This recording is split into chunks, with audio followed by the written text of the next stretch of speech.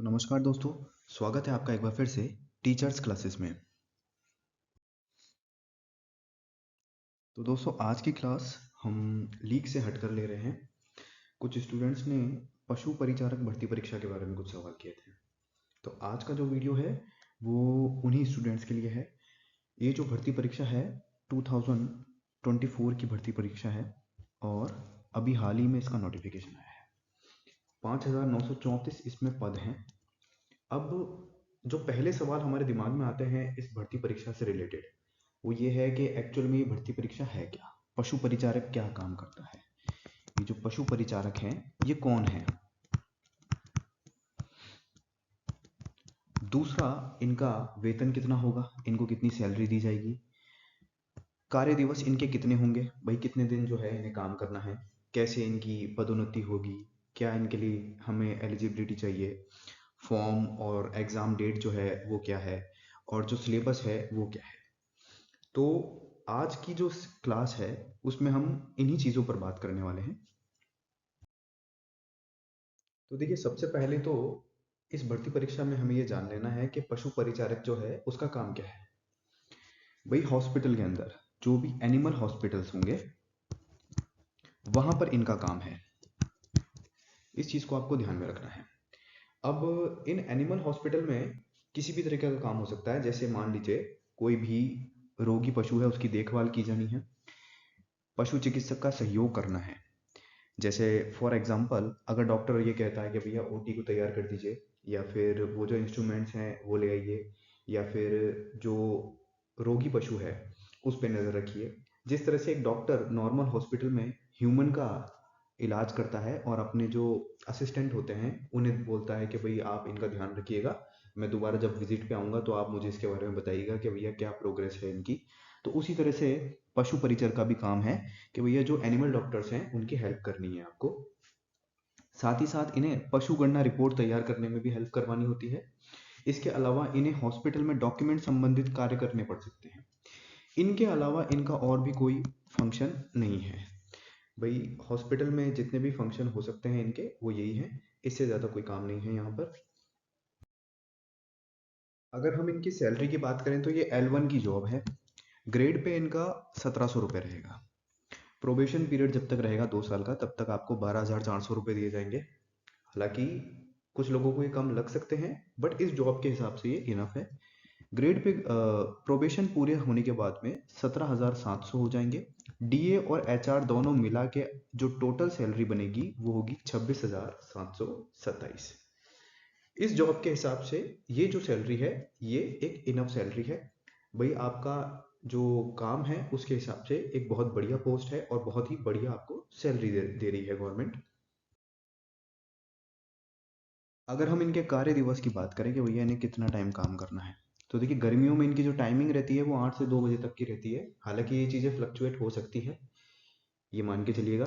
सर्दियों में जो इनकी टाइमिंग है वो 9 से 3 बजे की है। मतलब ओवरऑल अगर आप देखें तो आप अगर किसी टीचिंग एग्जाम की प्रिपरेशन कर रहे हैं और अगर आप उससे पहले किसी स्कूल में पढ़ाने जा रहे हैं तो वहाँ की जो टाइमिंग है लमसम लमसम वैसी ही कुछ टाइमिंग इनकी होती है।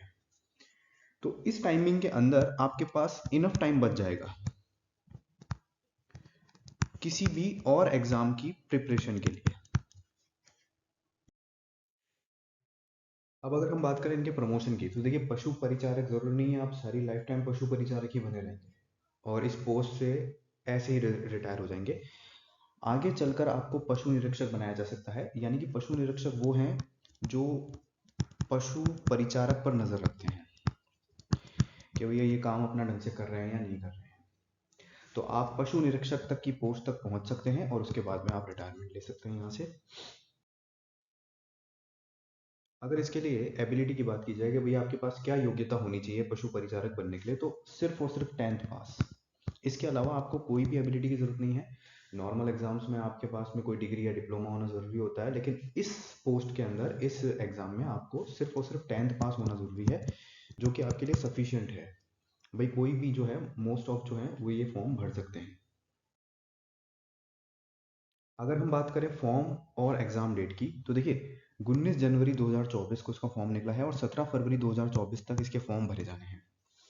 ये जो एग्ज़ाम है मोस्ट प्रोबेबली मान के चलिए आप ये एग्ज़ाम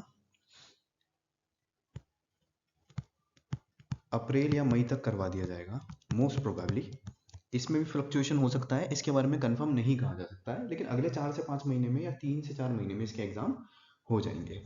150 क्वेश्चंस आने हैं आपके पास में, 150 क्वेश्चंस आएंगे, 150 मार्क्स होंगे, यानी कि एक क्वेश्चन और एक मार्क्स। नेगेटिव मार्किंग बिल्कुल है, 1/4 आपका नेगेटिव मार्किंग के अंदर कटेगा।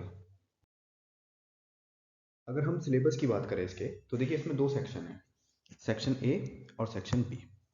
सेक्शन ए में आपका मैथ्स, साइंस, हिस्ट्री, ज्योग्राफी और जनरल नॉलेज, इनसे रिलेटेड क्वेश्चंस आने वाले हैं।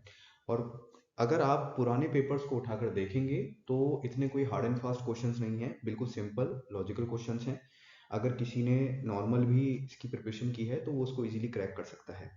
सेक्शन बी जो है वो आपके लिए इंपॉर्टेंट होना है, क्योंकि इसमें पशुपालन से संबंधित प्रश्न पूछे जाएंगे। जैसे कि फॉर एग्जांपल राजस्थान में भेड़ की प्रमुख नस्ल कौन सी है, बकरी की प्रमुख नस्ल कौन सी है, गाय की प्रमुख नस्ल कौन सी है, या फिर गाय की गर्भावती जो होती है वो कितने महीनों की होती है, या फिर अपने पशुपालन से संबंधित जो अनुसंधान केंद्र हैं राजस्थान के अंदर। एक बार इन चीज़ों को यहाँ पे हम डिनोट कर देते हैं ताकि आप लोगों के लिए इसे समझने में आसानी हो जाए। मान लीजिए प्रमुख नस्लें, गर्भवती पशु अनुसंधान केंद्र, प्रजनन केंद्र, तो इन सब की जानकारी जो है वो आपको होनी बहुत ज़्यादा ज़रूरी है। अब अगर आप इसकी प्रिपरेशन कर रहे हैं तो दूसरा सवाल जो ये आएगा वो ये आएगा कि कौन सी बुक्स पढ़ें। तो देखिए आप आरबीडी से लेके किसी भी टाइप की बुक पढ़ सकते हैं जो भी मार्केट में अवेलेबल है, अच्छी से अच्छी। मेनली आपको जो फोकस करना है वो सेक्शन बी पे करना है, क्योंकि सेक्शन ए जो है उसकी आप किसी ना किसी एग्जाम में प्रिपरेशन करते वक्त इसे अच्छा कर लेते हैं। तो आपका जो मेन फोकस होना चाहिए वो सेक्शन बी पर होना चाहिए। अब जो सवाल उठता है वो उठता है कि इस एग्ज़ाम की प्रिपरेशन करें या नहीं करें। तो देखिए लॉजिकली तो इस एग्ज़ाम की प्रिपरेशन आपको करनी चाहिए, क्योंकि ये जो जॉब है ये इतनी कोई हार्ड जॉब नहीं है। आपको सिर्फ और सिर्फ एक असिस्टेंट की जॉब करनी है वहाँ पर। टाइमिंग आपको पता है, 8 से 2 और 9 से 3 इतनी कोई बड़ी टाइमिंग नहीं है। आपके पास इनफ टाइम होगा दूसरे एग्जाम्स की प्रिपरेशन करने के लिए। जिस भी स्टूडेंट को जॉब की ज़रूरत है, गवर्नमेंट जॉब की ज़रूरत है, अगर मान लीजिए कोई 10th के बाद में आगे नहीं पढ़ पाया है, तो उनके लिए ये सबसे ज़्यादा गोल्डन चांस है गवर्नमेंट जॉब पाने का। तो ज़रूर ज़रूर से इस एग्ज़ाम की आप प्रिपरेशन करें। और दूसरी बात यह है कि इस एग्ज़ाम में जो आपका वर्क है वो इतना टफ नहीं है, और मोस्टली आपको जो जॉइनिंग है वो भी आपके गांव में ही मिल सकती है, या फिर आप ही के डिस्ट्रिक्ट में मिल जाएगी, या फिर आप ही की तहसील में मिल जाएगी। इससे ज़्यादा आपको कहीं दूर नहीं भेजा जा सकता है, क्योंकि ऑलमोस्ट ऑलमोस्ट सभी डिस्ट्रिक्ट्स में, सभी तहसील में इससे रिलेटेड पोस्ट खाली हैं। तो मोस्ट प्रोबेबली तो यही है कि आपको जो पोस्टिंग है वो आप ही के गांव में, जिले में, तहसील में मिलेगी। तो आपको ये भी डर नहीं रहेगा कि भाई कहीं पे भी भेजा जा सकता है राजस्थान के अंदर। जॉब की टाइमिंग आपको बताई जा चुकी है, जॉब का आपका जो पेमेंट है वो भी आपको अच्छे से पता है। आपका काम जो है वो इतना मुश्किल काम नहीं है भैया, आपको सिर्फ और सिर्फ उसकी देखभाल करनी है, उस पर नज़र रखनी है कि भैया उसके क्या सिम्टम्स हैं क्या नहीं है, और डॉक्टर को उसके बारे में इन्फॉर्म करना है, दैट इज ऑल। अब मोस्टली जो हमारे यहाँ पे जो पशु चिकित्सालय हैं उनका हाल ये है कि डॉक्टर्स नहीं होते। तो जब डॉक्टर ही नहीं होंगे तो ट्रीटमेंट कौन करेगा। तो अगर डॉक्टर नहीं है तो डायरेक्टली आपका तो वहाँ पे कोई काम ही नहीं होगा।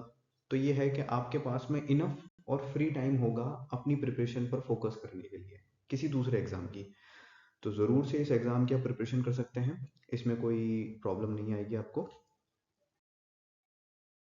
तो उम्मीद करते हैं आज की क्लास उन सभी स्टूडेंट्स के लिए अच्छी साबित होगी जिन्हें इस भर्ती से रिलेटेड सवाल थे।